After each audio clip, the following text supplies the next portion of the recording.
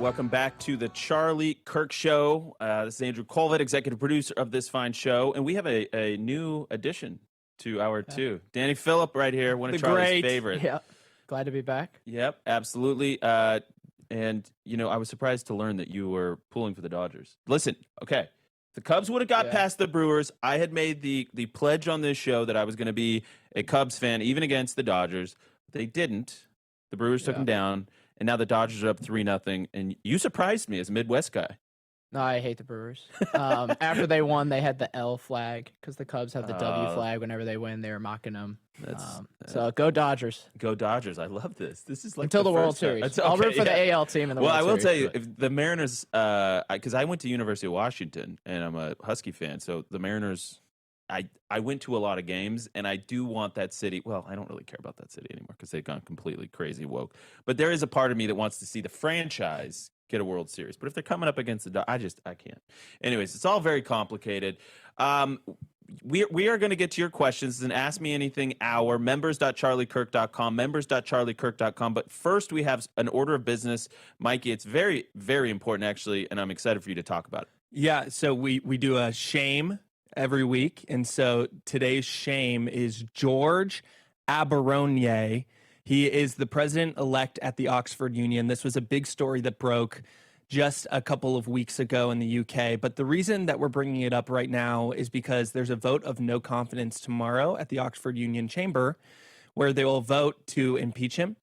And tonight is the deadline at 10 p.m. British Standard Time for proxies to register. So alumni of Oxford or alumni of the Oxford Union to register and to vote.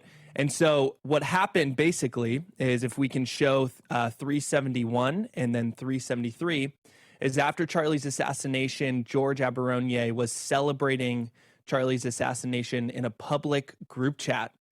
And once this happened, he refused to apologize. He refused to make a statement. He refused to step down and just pretended as though it was business as usual. And that's shameful. Shame on you, George. Shame on you. Shame.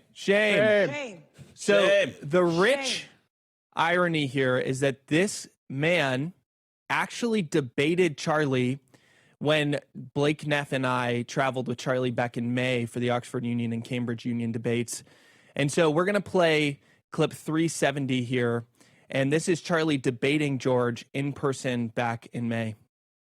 So I would just ask you to think over the next couple of days, months, or years, why is it that men in countries that barely have toilets and do not have 2 pounds to rub together, but they do have kids and they do have a wife, are much happier than someone with a big flat in downtown London?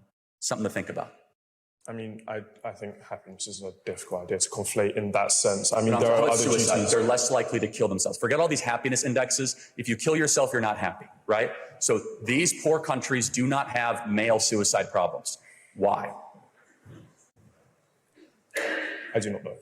Think about it. Thank you very much. I remember when we saw that, when Charlie posted that, he's like, sweatpants, bro, which is part of this. Yeah, George is what we call a false sophisticate. And so he comes in this chamber that has a rich history of elegance, wearing sweatpants and a Batman t-shirt. And so the norms and the once great honorable English society has totally fallen, even at the highest institution that is considered Oxford. And so this is a letter, I'll just read this super quick, that we wrote. Students who once dressed and spoke with dignity now appear in sweatpants and oversized t-shirts, a reflection of the decline in seriousness and respect for an institution's heritage. It is now a place where presidents of the union publicly celebrate the assassination of a political opponent. If the vote of no confidence against the current president-elect does not pass, it will signal to the world that the Oxford Union has chosen ideology over integrity. In that case, we will personally contact every American political speaker who has ever graced the union's chamber and urge them never again to lend their name, time, or reputation to that institution that has betrayed its founding ideals. For if this vote fails, the Oxford Union will have proven that it is no longer the last bastion of free speech, but has instead become a place of destructive conversation, corrosive not only to society, but the human spirit, soul, and conscience. Our hope is, however, that the Oxford Union will reclaim its higher calling to once again be a beacon of intellectual honesty and moral courage for generations to come. Signed, Michael McCoy, Blake Neff, Andrew Colvett. Contact anybody you know who went to Oxford. Tell them that the vote of no confidence is happening. And George Baroni, shame on you. Shame on you. Shame. Shame. Shame. Shame. I mean, it really is. Shame. You know, it's funny. You saw after Charlie was assassinated, you saw these young men that wanted to wear suit jackets and ties. And there is something deeply, deeply spiritual and psychological that was happening in that exchange where they wanted to raise the level of their performance, of their life. They wanted to take their lives seriously. And so the way we dress is important.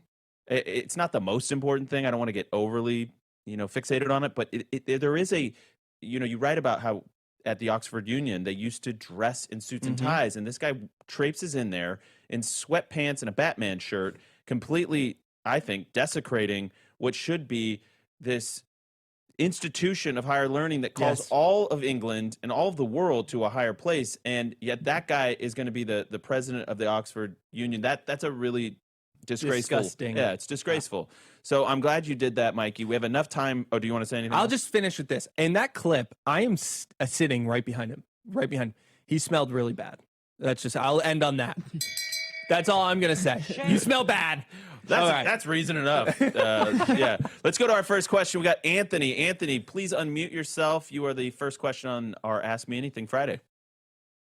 Afternoon or morning, guys. And Dan, really, you have to pull for the Dodgers. That one hurts me. So my question, don't let Andrew get any more fan base. I'm working it. Until the World Series. Back channeling it back here. All right, that's good. I need allies. So here's my question, guys. So last night in New York City, they had the mayor debates and everything. New York, do people really understand if Mamdani wins, which it probably will be? Do they understand what this could trigger for other cities, other states? Because New York City is the iconic city of our country. Like, do people understand this is not good if he wins? Or are they just like being sucked in by fancy words, the nice smile, the photo op stuff, where he can't bench 135 pounds? Well, yeah. I mean, listen. I'm going to offer my take on it, and then Mikey, Danny, feel free to chime in. I watched the debate.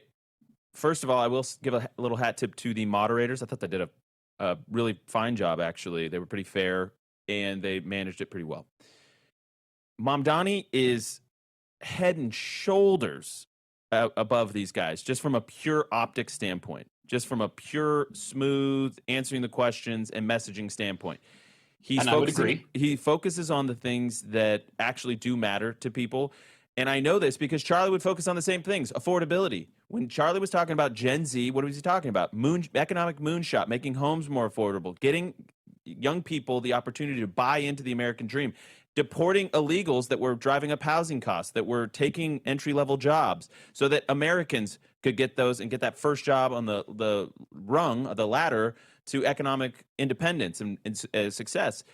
These are things in the Lords of Easy Money. You hear Steve Bannon talking about that. It's totally spot on. When we debase our currency, that hurts the working class the most. The assets owned by the rich inflate in value, and that distance between the haves and the have-nots gets wider and wider and wider. And so that's why it's so important that we focus on economics. We have a limited amount of time to prove that the MAGA national populism conservatism is the ticket for an American revitalization of our economy and the economic prospects of the next generation.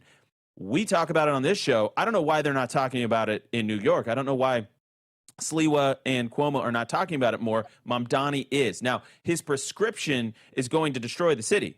His solutions are going to destroy the city.